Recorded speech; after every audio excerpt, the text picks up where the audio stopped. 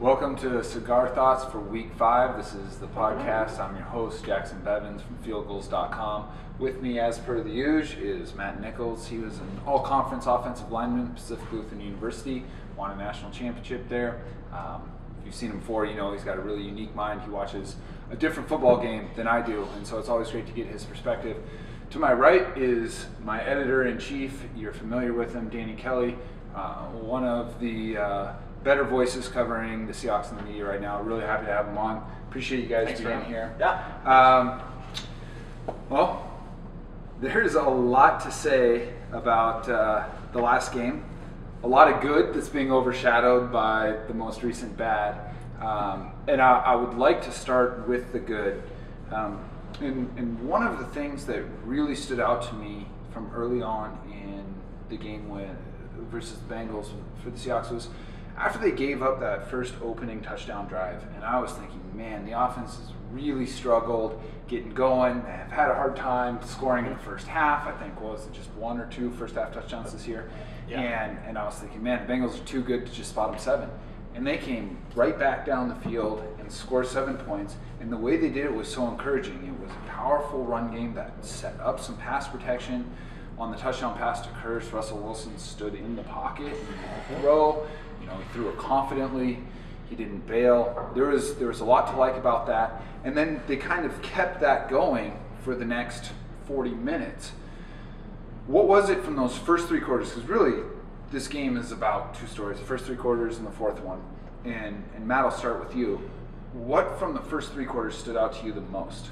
The I formation power running game was there to begin with. And Thomas Rawls was explosive starting out in that. You could see that was really part of their game plan to begin with. Was first 3 plays. I mean, it's just blast, blast, blast. They're going with it. That first drive, really, Russell had a run, but they were very reliant on the run game, and you could see immediately that the offensive line was firing out and getting their double teams, sealing guys off, and really giving Rawls a lane to run. It's not been like that this year at all. They've come out in bunches of different formations, done shifting, done motion. This was just very I formation power. We need to establish ourselves, and you can kind of see that last week was one of those times where their manhood probably got called out pretty hard by their coaches, and the game plan was to just go forward and go forward hard. They came out fantastic. You could see on that touchdown that Russell threw to Curse too, that they come up to the line of scrimmage, they see something in the Bengals, and Russell's under center pulls out and goes easy, easy, easy, which is letting his offensive line and everybody know, hey, we're either changing the protection scheme, or we're going to change the route combination, or we're changing the play completely. We all know that, Matt. Yeah, yes, exactly. Everybody knows that. And you could see that he had a little semi-roll to his right, too, with pressure coming from the left that just bought him a little bit more time. But he stood there, like you said, just really tough in the pocket and laid a perfect pass to Curse. And sometimes those wide open passes are the hardest ones to catch, and Curse did a great job for 7. Do you think that the power eye, that kind of downhill start the running back with some forward momentum before he gets the ball, do you think that suits the offensive line's skill set better than the read option out of the shotgun? And do you think that it suits Thomas Rawls' style better than the read option? It looks like Thomas Rawls enjoys that style more. Marshawn Lynch you could put into any kind of offensive formation game plan. As a running back, he's going to be fine. I mean, you could have him as the single back in a run and shoot set, and he's still going to get chunks of yards. You could have him back there with Russell, and the read option is a great part of their game. Most people in the NFL have gone away from it. Seattle still runs it a lot, and they're very good at it still, where a lot of teams just, after that first year, gave up on it. Rawls looks like he's more comfortable coming out of the eye and running with a head of steam going forward. A lot of guys don't like to get that ball and then have to pick up momentum. You can see in the second half, too, they also ran some pistol formation with Rawls behind him. And again, he's having that head of steam going forward. As an offensive lineman, when you don't have to hold your blocks as long for him to get through if he's coming with a head of steam. And for Seattle's offensive line, that might suit them better. The timing seemed to be more fluid, more cohesive all of this week as it has in any of the previous weeks running, going back to the beginning of the season. And so maybe they have found something with Rawls that they'll really want to hammer home going forward. Yeah, it's interesting because to me he did look really comfortable and really decisive. And I got to think that it's a lot easier to know, hey, this is my gap, instead of waiting for a quarterback to make a decision. Mm-hmm. You know you're getting the ball on step 3 and you're looking for this cut, as opposed to, okay, is the quarterback going to give me the ball? If so, now I got to kind of figure things out. The way Marshawn Lynch runs, like you talked about, it's a very adaptable style. He can be horizontal before he's vertical, but I don't think most runners can do that. So I think that's a really interesting point, and one that I didn't even think about when writing up the post-game article. I think the other thing, as an offensive lineman, I know for myself, when I moved to center my senior year, you're always in essentially a three-point stance because you always have your hand on the ball.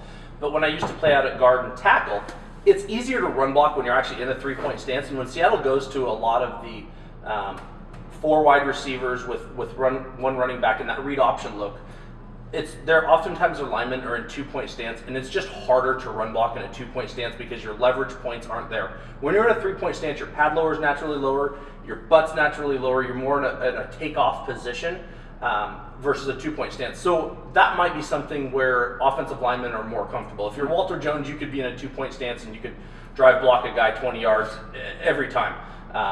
But for some of our puppies that we have up there as offensive linemen, they might be feeling more comfortable run blocking out of a 3-point stance. I wouldn't be surprised if we see more of that going forward. Going off of that, Danny, I want to get your thoughts on this because you're very familiar with how the Seahawks approach things, both technically, philosophically. Is this something where you could see Tom Cable, Darrell Bevel, Pete Carroll getting together and looking at the tape, seeing this, and restructuring the way that they run their offense? Potentially. I talked to, we've been doing the weekly stats thing with Jim Secchi from PFF. Yeah. And I actually was wondering, I asked him last week, before this week, at what rate had the Seahawks been running read option, and it's essentially the same as last year, through 4 weeks or whatever it was. So, because it seemed like they'd gone away from it a little bit, started doing more I formation stuff, started just doing more like bootlegging style, kind of like their old, when Russell Wilson first started out with the Seahawks, that was kind of what they were. And then last year, to me, their base formation was the read option, or their base run was the read option. Mm-hmm. And potentially maybe they switch it a little bit this year, but I think it actually has to do with Rawls more. I think he's just better at it. He didn't look as comfortable doing the whole, like you said, the mesh point handoff is a little bit wonky. Mm-hmm. It can be a little bit hard to develop chemistry in that. And Marshawn Lynch is like really good at that. Like he's like, he does he's kind of like bow-legged, and that's his specialty, is like short area explosion. Whereas Rawls, he's always been like, kind of like straight line and cut, mm-hmm. really fast cuts. And he's actually really good at reading those I formation things. I was watching the All 22 today, and there was a couple there was a 23-yard run, I think on the first or second drive, where he made an incredible read, where he was like, going, he came out, he cut back off of the backside, the blocks, but then he also kind of had to scoot through some traffic, and man, so he just seems to really fit that scheme a lot. So it'll be really interesting to see what happens when Marshawn gets back, because I don't think he's maybe as adept in the I formation stuff. I think he likes the read option a lot. But that said, I think he could do anything really. So maybe they want to get back to the identity of like punching people in the face kind of thing. And I don't know if the read option is really that, because the read option is more you're reading what the defense is telling you, right? Whereas the I formation stuff is like forward. Dictating your will. I think one of the other things that this I formation has helped with was Drew Nowak had some issues with shotgun snaps. He's had 0 issues with a regular quarterback under a center snap. They've taken away one more possible curveball in a play by just keeping Russell under center. Because if there's a snap off from the quarterback's natural catching spot, the read option's done. The quarterback's lunging or he's fighting for the ball, that play is essentially blown up. So by going back under center, they're taking one of the things that Nowak has struggled with a little bit this year, just taking that out of the equation. One other thing about that, and I kind of noticed this when I was watching the game today, is the way that teams are playing the read option these days is really like the guy on the end, the backside defender that you don't block, he's ambiguous sometimes. He kind of just like hangs out on the line of scrimmage, doesn't commit but doesn't like decommit. What happens is when you're doing I formation stuff, he reverse pivots, hands off, and then bootlegs out. what was happening when he bootlegs the other way is he's really keeping the backside defender honest. Yep. And that's huge. So the backside defender just out of the play. And you notice on Rawls' touchdown run and on his, I think there was another couple big runs he made, the backside defender is on Wilson, like, out of the play, so he cuts back. Almost turns Wilson into an extra blocker. Yeah. Really, and it's the same concept as the read option. It's that backside, and it goes all the way back to Alex Gibbs, to the Denver, zone blocking domination of like the 90s or whatever. And so that backside bootleg is so huge, and they're really kind of bringing that back, I think, because they got away from it really last year. It was mostly read option stuff, but and you could see in the pass game a couple of times when they did try to run that bootleg off of it, that D end was playing it beautifully. Yeah, I mean, he was waiting. He wasn't biting on the run at all. Their D ends all game did a really nice job of keeping. You want to keep your shoulders parallel to the line of scrimmage, because as soon as you turn it to your shoulders, you're done. Your hips follow, and their D ends did a great job. Do you think that, okay, so Russell Wilson still, I think, has the second most rushing yards in the NFL for a quarterback this year. I think just Kaepernick's ahead of him. If not, he's in the top 3. But I feel like most of his runs this year have come on pass plays where he's scrambled. It seems like he's keeping the ball much less on read options. How much of that, in your mind, Danny, is him thinking longevity? How much of it is him getting paid? How much of it is just that teams have adapted to the read option, and that the quarterback's key, right, is that weak side defender, and if he crashes on the run, it's an automatic keep. If he doesn't, it's an automatic give. Would you say that you would attribute it to those defenders now starting to be more disciplined against it? Yeah, and that was what we talked about the first couple of weeks when Russell Wilson, even Pete Carroll even came out and said, on some of those he just has to keep it. Even if the read is to hand off, you have to keep that guy honest, because they're kind of like hanging out on the line of scrimmage, not really committing to one or the other. And so we saw it against the Packers. He kept a few and, got good yardage on runs and kind of kept the guy honest. There was one run, man, in that game when Marshawn Lynch, so Russell Wilson, held the backside defender by, keeping him honest or whatever. And then he widened out, and Marshawn Lynch had a really big cutback lane. He literally had no one in front of him for 30, 40 yards. And the guy who was on Wilson tripped him up. Like, dove, it was like a shoestring tackle. You never see Marshawn Lynch get tackled like that. It was like the luckiest thing ever. Yep. But if you watch the All-22, they didn't show a replay of this, which really annoyed me on the gameplay. But there was literally no one. It was like cover 0. Yeah, I didn't see he that. He had 40 yards of green in front of him and just got tripped up. Marshawn gets up and slams the ball exactly into the ground because he knew it that was a touchdown. Yeah. This was in the first quarter. So it's really about keeping the guy on the backside honest. And so really, I think defenses have gotten better at defending the read option. It's not like this crazy puzzle. It's always been defendable, but it's hard to defend. It's just a hard play to defend. Like, as the backside defensive end or outside linebacker, you just have to be kind of like really athletic, 1, and 2, you have to kind of like play it. Like Cliff Avrill's really good at it, for instance. He's just like super athletic, quick in the short area, and that's kind of what you need. So there are some teams that are better at defending it than others. But yeah, I mean, at the end of the day, I think teams are mostly giving him the handoff, like read. So that's the main thing.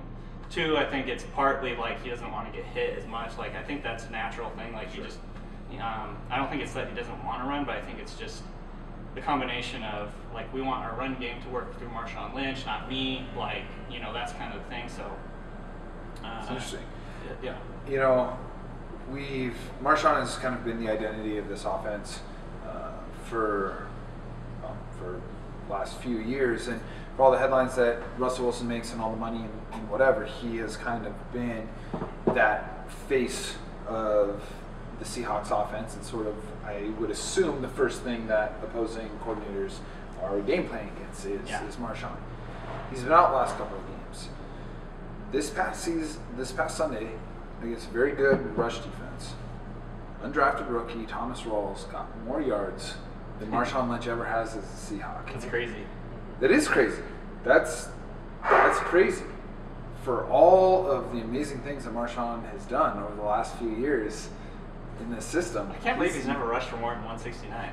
He's never rushed for as many as Thomas Rawls did. So, what is that? Is that because Thomas Rawls is truly that special, or would Marshawn have run for 170 plus against that defense too? Did either of you guys, and I'll start with you, Matt, did either of you guys see something from Rawls that was different, that's sustainable, that you could see as the guy post-Lynch? They have very different running styles. I mean, again, Marshawn has that bow-legged jump cut and go, but there's a lot of power and balance to his game.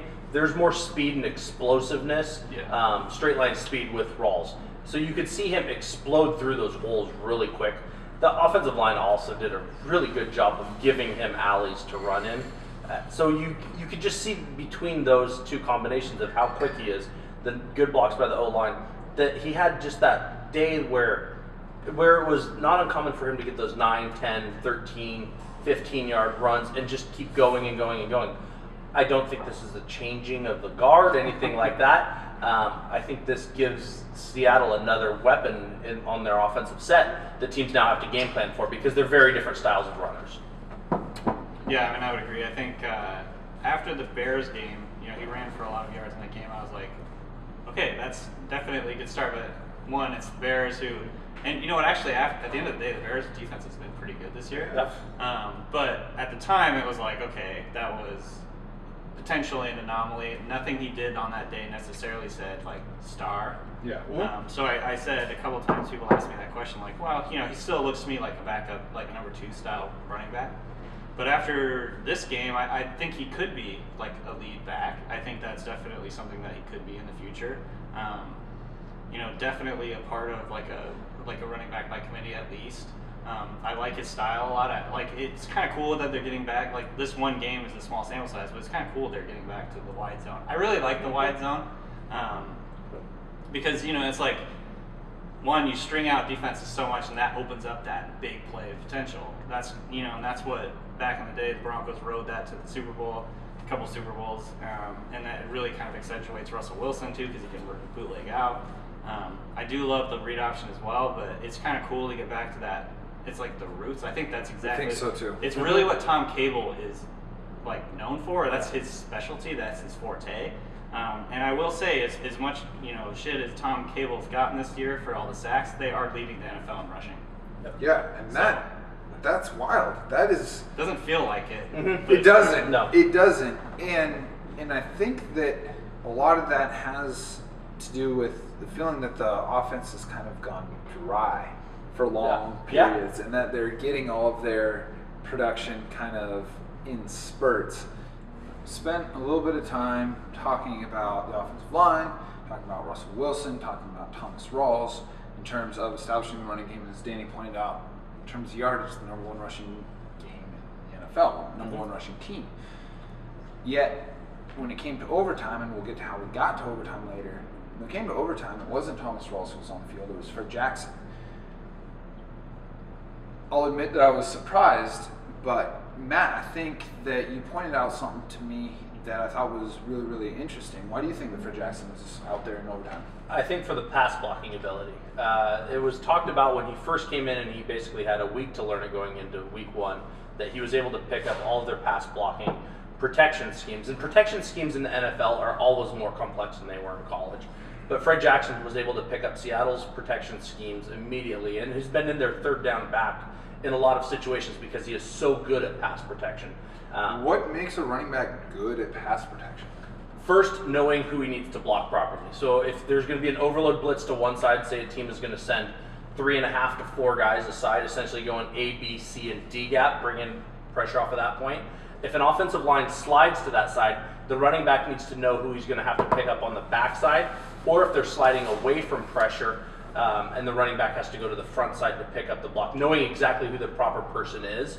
Oftentimes you'll see blitzes too, where there'll be 2 guys in the A gap, and both of them will bounce out, and you'll see what we called in college an otter blitz, which was an outside blitz coming in. It'd also be called a cat blitz from a corner, or nickel blitz. the running back will be looking inside thinking he's going to have to pick those guys up or one of those guys up, and then all of a sudden has to slide out. So that ability to realize that guy's not coming, I got to get out there because there's somebody creeping out there.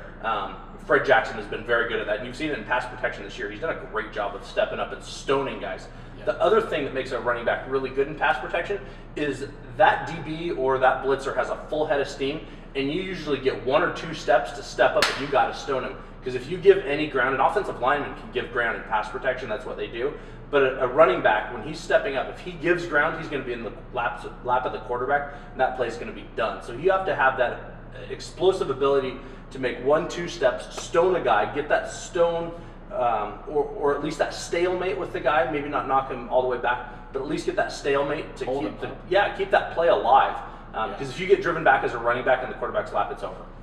So, that being said, Fred Jacson is clearly very adept at that, and Marshawn Lynch is as well. Like, I think that Marshawn Lynch is very good. He doesn't get enough credit for that kind of thing too, because when you see him, he just kind of does it. Like it's like no big deal. He does. He looks very, very normal doing it. And this is maybe something that matters more when Marshawn Lynch is out. But given the nature of back and hamstring type injuries, they do tend to flare up. We may be living in a world where Thomas Rawls is a major part of the Seahawks offense from here on out. On something like a 3rd and 3 to a 3rd and 5 type situation, how much of a key for a defense is it when you see Thomas Rawls in versus Fred Jacson in terms of run pass? Is that a tell for the Seahawks offense, do you think, Danny?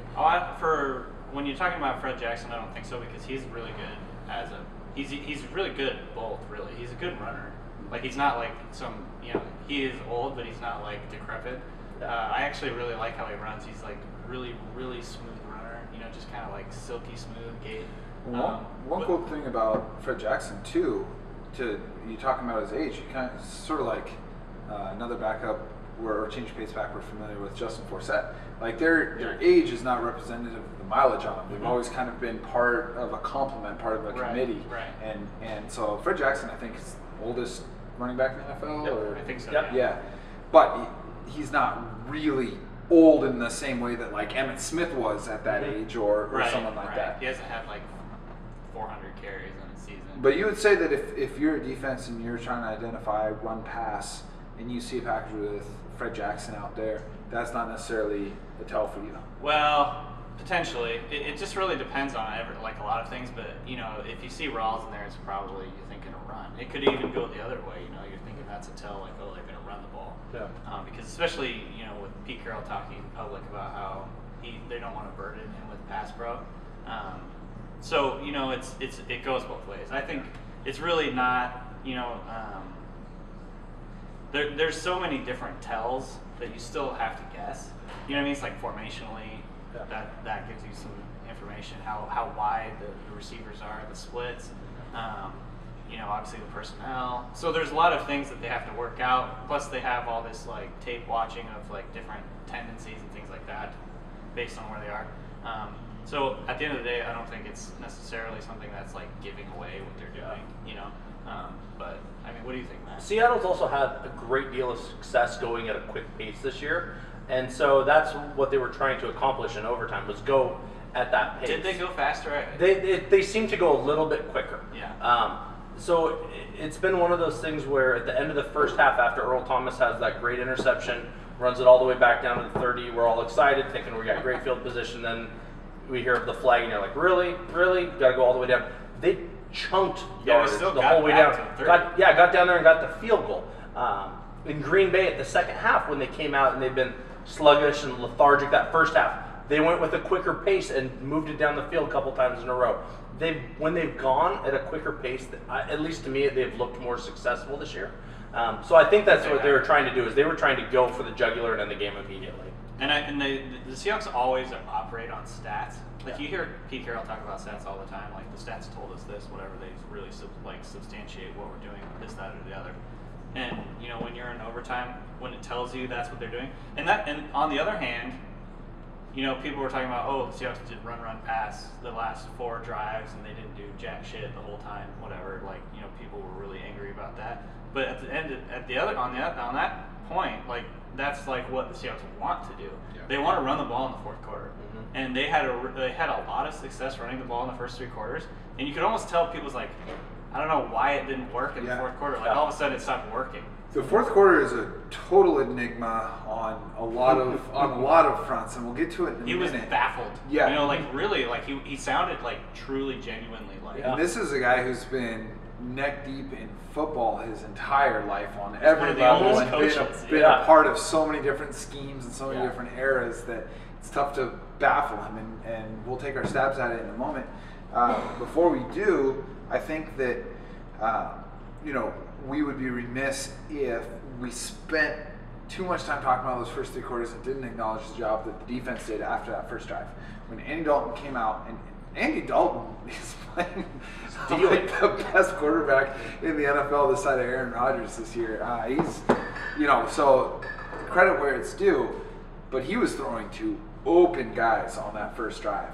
And then after that 72-yard A.J. Green touchdown got called back, and that was a gift, and it wasn't that it was bad coverage by Kerry Williams or anything like that. In fact, I think it's almost a nod in favor of Kerry Williams. They left him in essentially 0 coverage one-on-one with a guy like A.J. Green and trusted him to do that. But he got beat by half a step, and I was thinking, holy cow, here we go. They switched Richard Sherman onto him right after that. And A.J. Green was nary heard from again for a while, which is amazing. And this is a whole different discussion. But when people say that Richard Sherman just benefits from the scheme that he's in, that he doesn't have to follow a wide receiver. People are saying that he looks worse this year too. Yeah, it's like, okay, go watch how he shut A.J. Green down. He's tied for last in the NFL interceptions, which is the number one indicator of how good you are. So should have had one. Yeah. So, you know, it's really amazing that if you think that Richard Sherman is just a scheme-dependent corner, taking down one of the top 3 receivers in the NFL this year. He plays in the slot too. Yeah, I mean, it was really an amazing thing. So that was good in the run defense too with tackling. Yes, he always. I made a GIF today of him throwing. I think it was Hill out of bounds. Yeah. He comes up tried to stiff arm him. Richard Sherman threw him out of bounds. He's come up and played force fantastically in the run, over and over and over. He doesn't get enough credit for that. No. I think that he is his.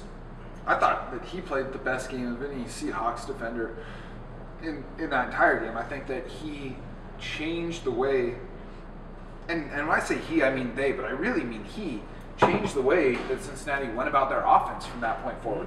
From the beginning of that second drive afterwards, they had to rediscover a different identity, and it took them 6-7 fruitless drives before they were able to figure out how can we move the ball without A.J. Green.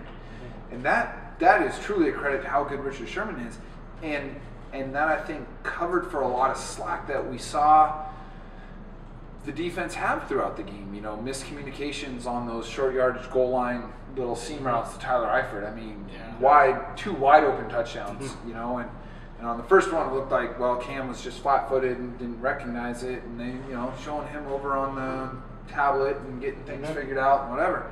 But then when the exact same thing happens later on in the game, Cam's not an idiot.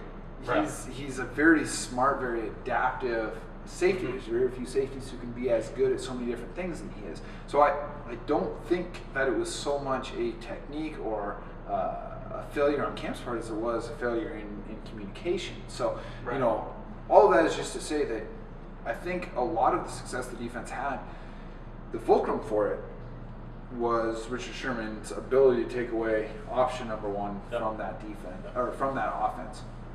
What did you, Danny, see from the defense that stood out to you most?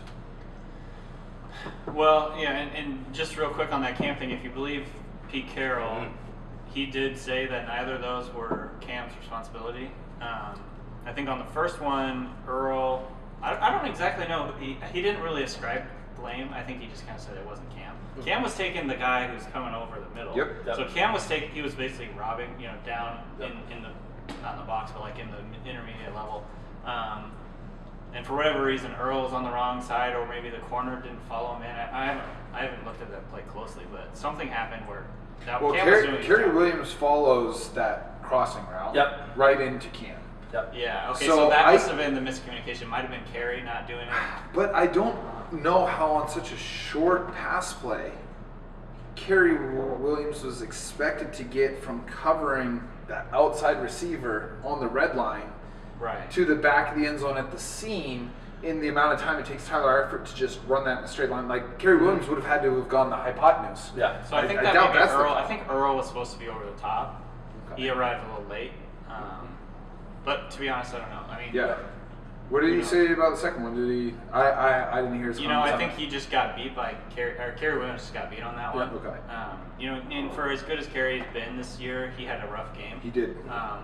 So hopefully, he'll bounce back and not let that really get to him, because he has been really good before this game. But what, the Seahawks lost this week because of Mohamed Sanu, Marvin Jones, and those were Mohamed Sanu. Well, obviously Eifert, yes, of course. But I mean, in the fourth quarter, Sanu had 2 key third down conversions. One was on Shed. I think the other one was on Carey, but I don't remember that exactly. But essentially, I really like Hugh Jacson. I think he's a really good coordinator. He set up some really cool schemes.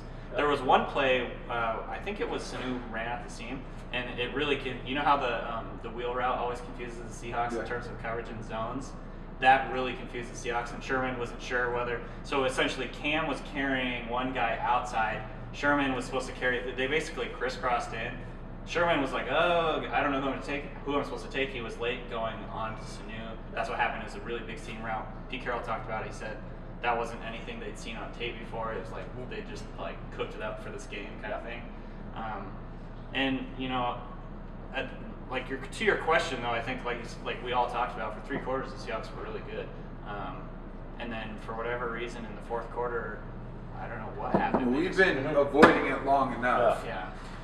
In the fourth quarter, and this is something that I threw out on Twitter when that fourth quarter started, and they were up by 17 points. Was that the Seahawks defense is starting to develop a fourth quarter reputation.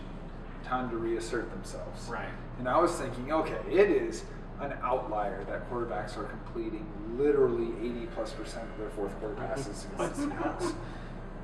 In situations where the Seahawks know that they're going to be passing. We're talking about the best secondary that the NFL has seen in a very long time. Yeah. All of a sudden is not just average, but bad in the fourth quarter. And it kind of started in that Super Bowl, right? With those last 2 drives from the Patriots. They ended up winning it. But then we saw it in St. Louis. Nick Foles carved him up. Okay, they've had some issues with the Rams in St. Louis. Maybe that's an anomaly.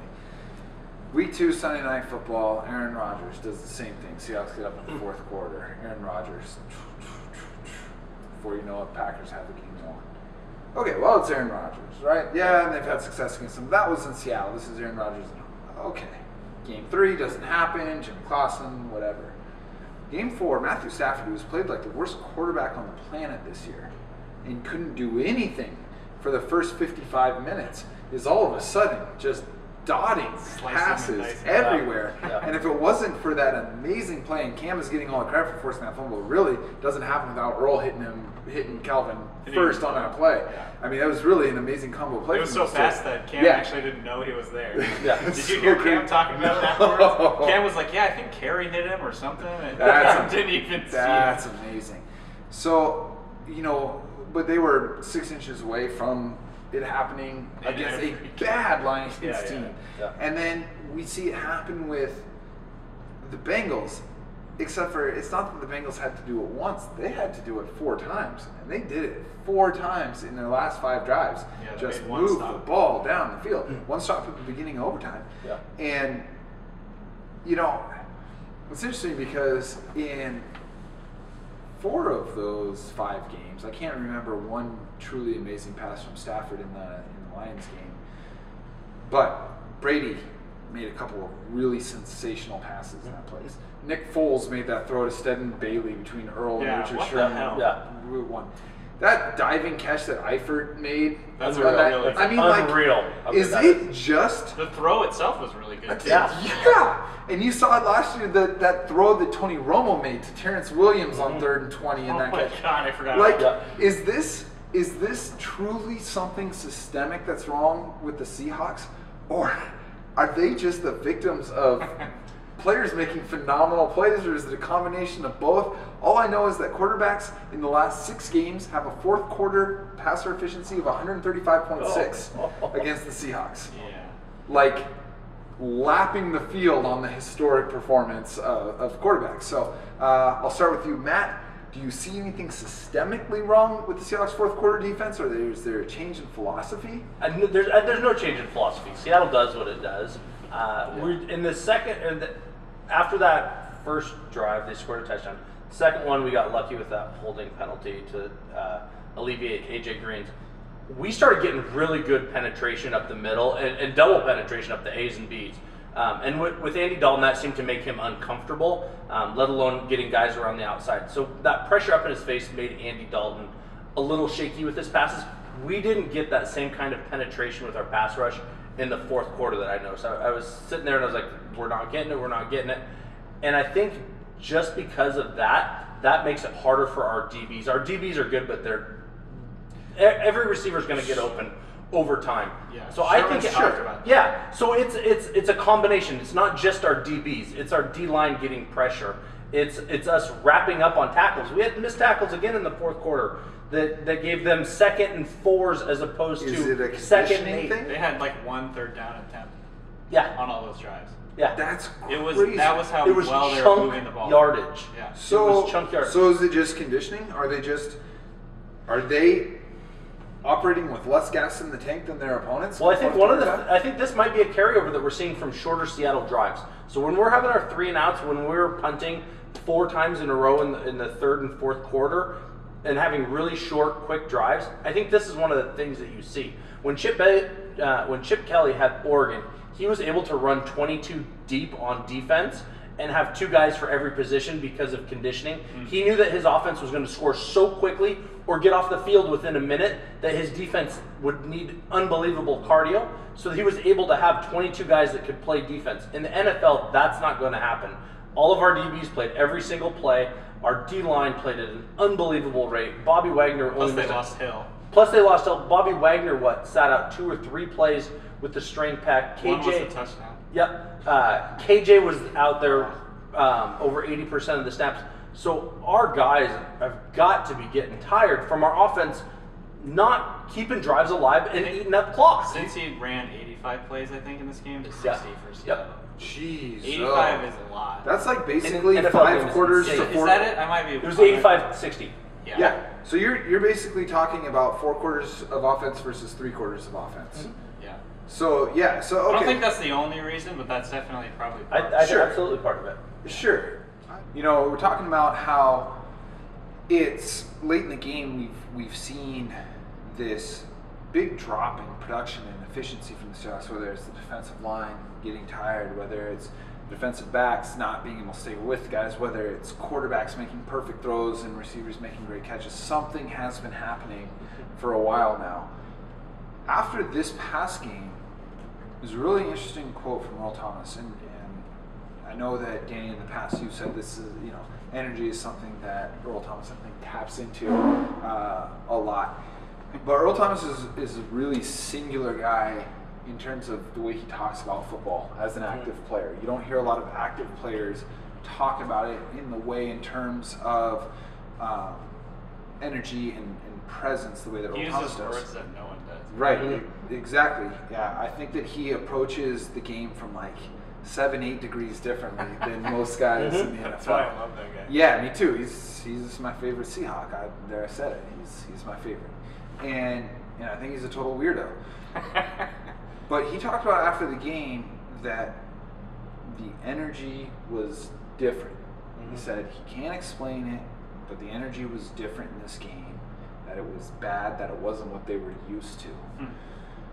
Is that something that's short week, tough road opponent, early kickoff, dealing with one day less?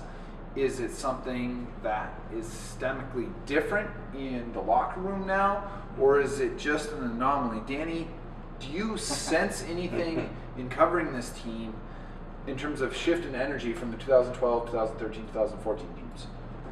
Not really. A lot more guys are paid now. I know, but when you think about like who's been paid on, like maybe it was the Cam thing because he held out and that's sort of different. But I really didn't see that in this game. Like I don't think Cam's like not trying or anything like that. Well, and they were great the last 2 games. Right, exactly. It was like he was the huge difference and one of the biggest reasons they were so nails the last couple of games. I don't see Earl. I don't think he's different. I think he still plays ball to ball. And people talk about Richard Sherman. He's not as brash or whatever like that. I don't think he got kidnapped. I don't think his game has changed particularly. I think he's pretty much playing the same game he has, but people, he almost had one pick on a play against AJ Green where he basically ran AJ Green's route. He ran his route for him and was really waiting for the ball. Yep. He knows so it too. I don't think Richard's game is falling off at all. People talking about that, but I just don't see it. I think he gives up. The things that he gives up are the things that he typically gives up. Those are the types of routes he gives up. You'll get your 1 to 2 11-yard hook routes. He's not. He's not gonna never give up any passes. Stop having those stupid expectations. Stop being an idiot. Really, so Earl, I don't see any difference. Richard, no difference. Cam, I think he still plays when he's on the field. Obviously, I think he still can. Michael Bennett has been balling out, other than a couple stupid penalties, a lot of stupid penalties. Avril's still been balling out. Bobby Wagner has had some really good games the last couple games. His first couple games were a little bit suspect, but whatever, he figured it out. To me, it feels like. Yep. KJ Wright had a great game. So I don't think it's like a paid thing. I don't think it's has anything to do with that. If anything, maybe because in sports, you guys have both played sports at a high level. Obviously not professional, but obviously, just looking at you, not professiontional. But no, I mean but playing sports, I hate playing the whole you never played card. But playing sports, there is a really strong psychological aspect to it. So did Danny. Don't listen to Danny. Danny played college football and was a stud high school basketball player. I was on a team in college. Anyway, no, but there is a real strong psychological factor in any game where it really almost feels like the Seahawks oh shit, we need to hold a lead. Yeah. And they tighten up. Whereas maybe a couple of years ago, 2 years ago, 1 year ago, that was when they flourished. And that's what Pete Carroll is trying. It was time to eat when they were protecting a 2-score lead. Yeah. Well, and it's one of those things. Some teams play to win, and others play not to lose.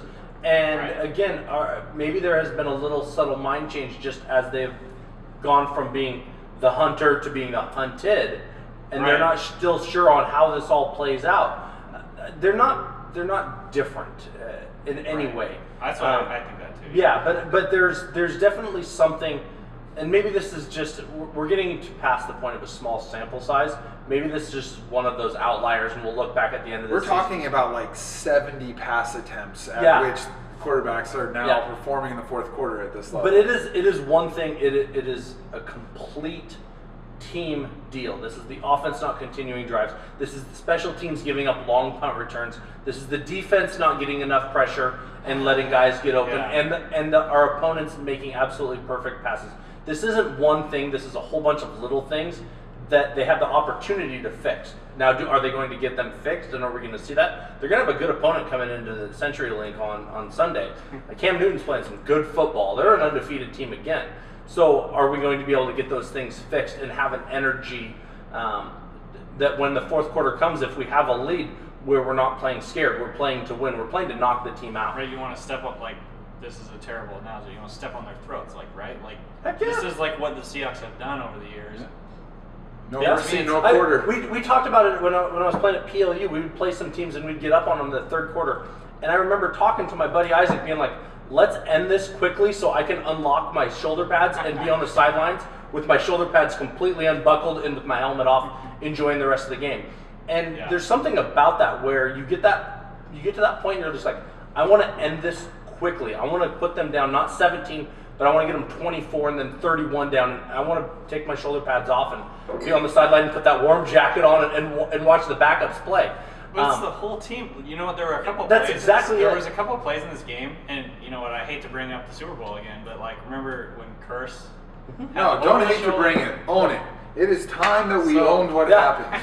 Okay, so that over-the-shoulder catch by Curse that got knocked away by Butler, you know, of all people, he would have caught that. I think that game's over. Well, I was at the game, fortunate enough, and Isaac, again, another all-conference lineman of PLU, was sitting next to me, and he's like, that can be a game changer. He called it at that point, and that was. I mean, it was one of those things where up by 10, you don't really think that much about it. Yeah, you're going to punt it away. John Ryan's going to boot him deep, but no, those things make a difference. Keeping drives alive make a difference. So, but like my point in this game, there was several, probably like 5 or 6 plays where you make one of them, the game's over. Yep. And they just didn't make any plays. The first play that comes to mind is Tyler Lockett up the sideline. You know, doesn't get his second foot in. You know, obviously that's a tough play. But he didn't do it.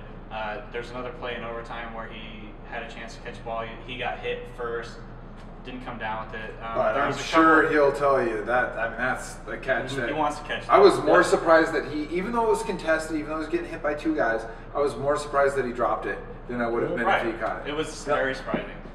There was a play where Luke Wilson, the guy kind of like raked his arms, but I mean, it hit him in both palms. Yeah. Like, you're a professional NFL player, like in a really crunch time situation, like if you make that play, potentially the game's over. And we've seen him make just incredible catches within the last couple of weeks too. Yeah. Where he's going behind his body, so we expect that out of him. Right. So there was probably 5 or 6 plays that when I was watching the game, like you make that play and this is over. Like, really. Totally. And same with the Bengals. Like, that catch by Eifert was insane. You know, they don't make one of those plays, the game could change. Sure. I don't think people realize how chaotic football is in general. Football no one ever talks about this. It's chaos. Yeah.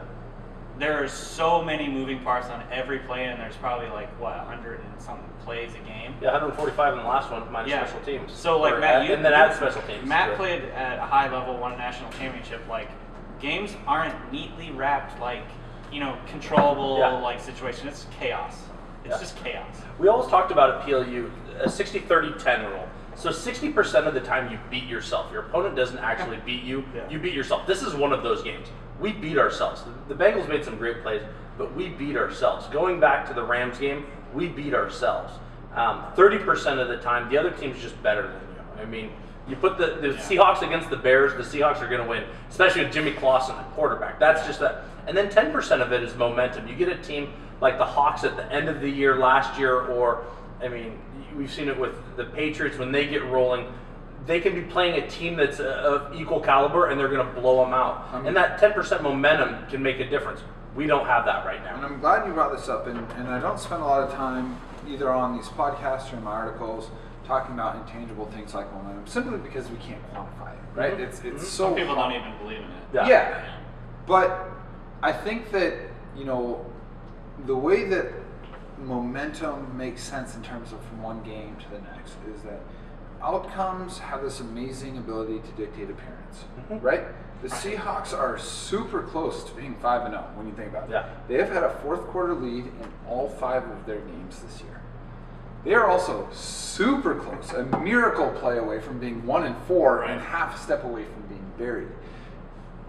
Something that we kind of talked about before the show was that everyone in the NFL is sharing the same 98%, right? The schemes are all out there. I heard coaches say we're all every the same single place. team has 20 coaches watching 40 hours of film a week. I mean, the edges aren't big, so it's the team's ability to navigate that 2% that dictates winners and losers so often.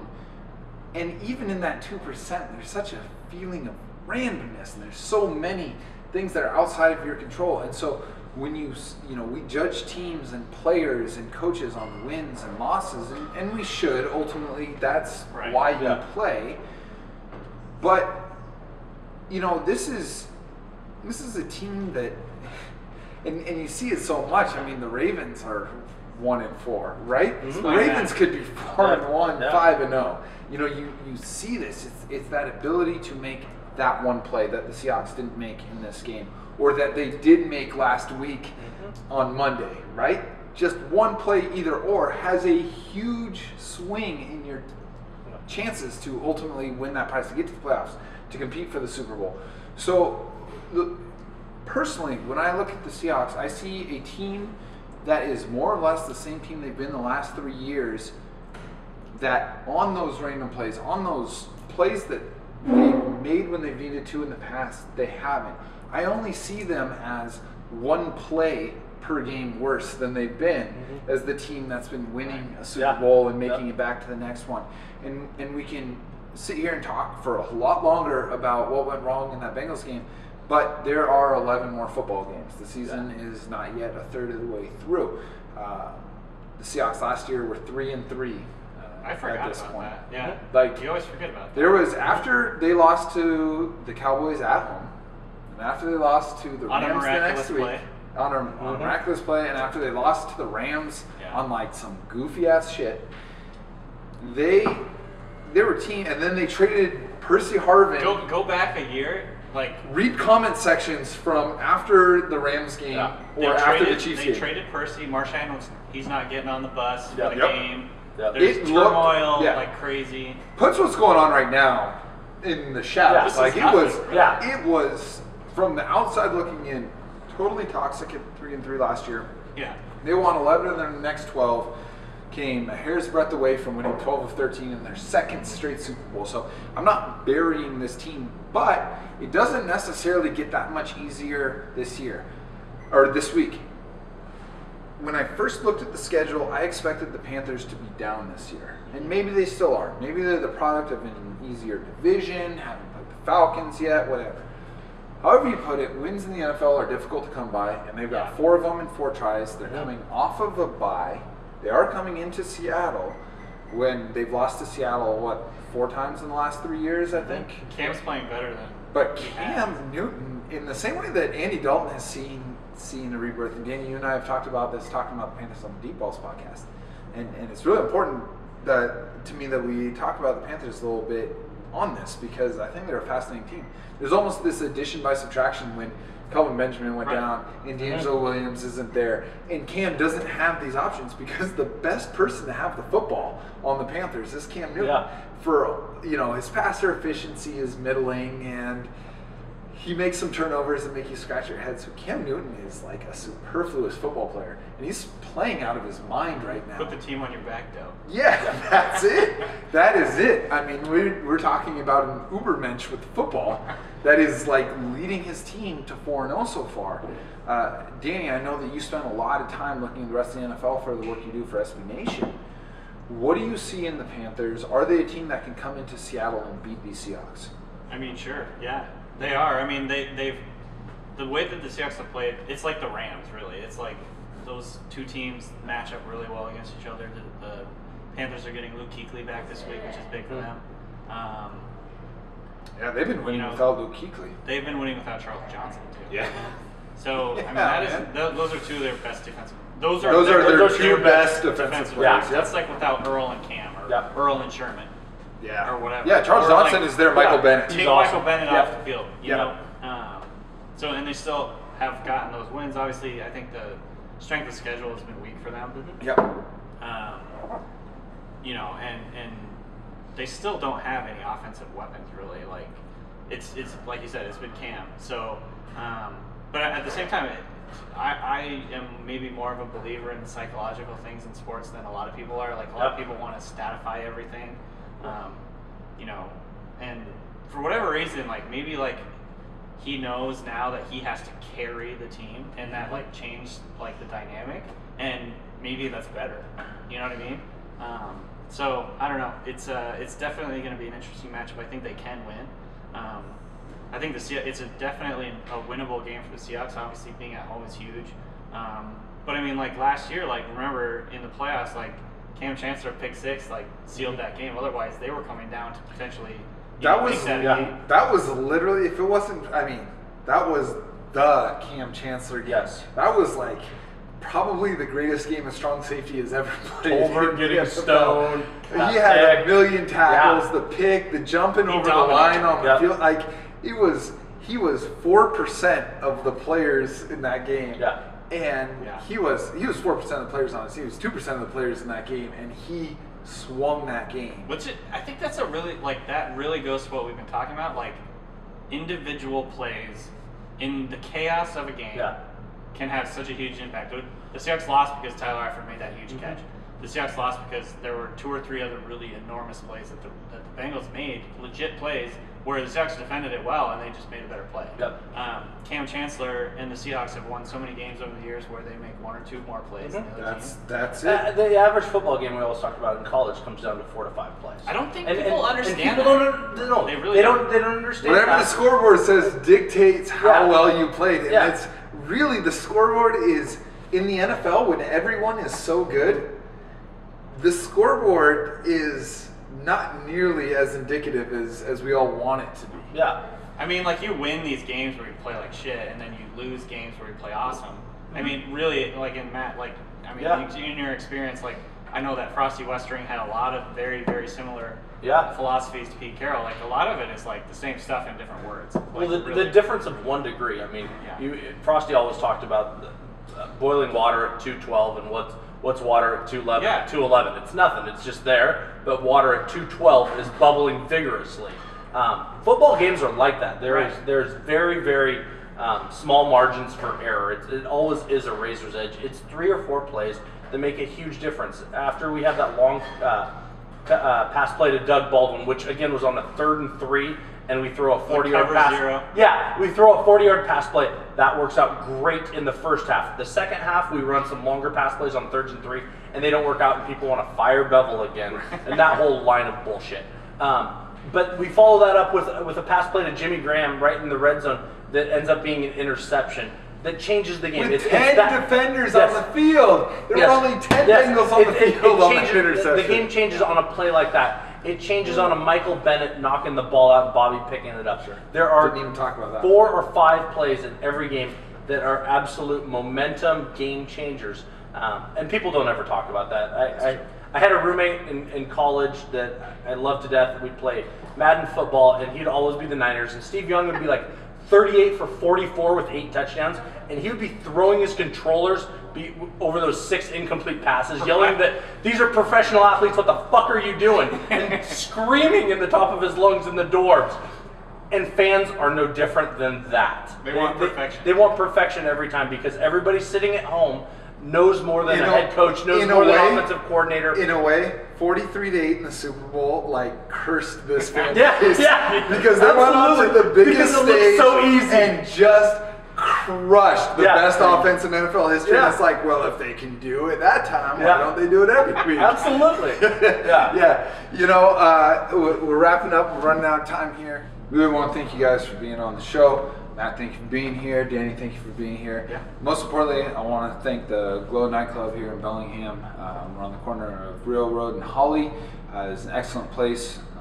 Thank you big time to Evan Cooper for opening his doors, for reaching out and offering to lend us the space. It's a great spot. We're going to be here every Tuesday at 7 o'clock. It's a great spot to be. With a wonderful view downtown Bellingham and a lot of drinks on the menu. So if you want to come join us, please do. Every Tuesday, 7 o'clock, we'll be here. But Danny, thank you for coming on the show. Matt, thanks as always. Brother. And we'll see you next week.